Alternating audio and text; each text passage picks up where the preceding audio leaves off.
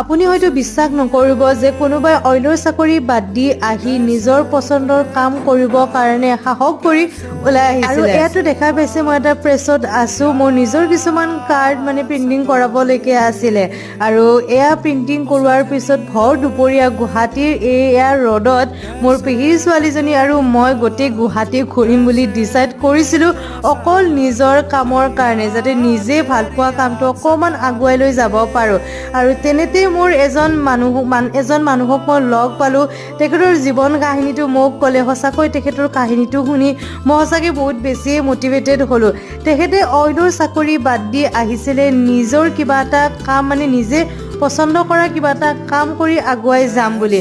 আৰু হয়, তেওঁ 80 চনতে যিটো ডিচিশ্যন লৈছিলে সেই ডিচিশ্যনটোৰ কাৰণে আজি তেখেত বহুত বেছি সফল ব্যক্তি বুলি ক'ব লাগিব। বিশ্বাস আৰু সাহস আছে যদি ওলাই আহিবলৈ অকণমান ট্ৰাই কৰক, কিজানিবা ছাকচেছ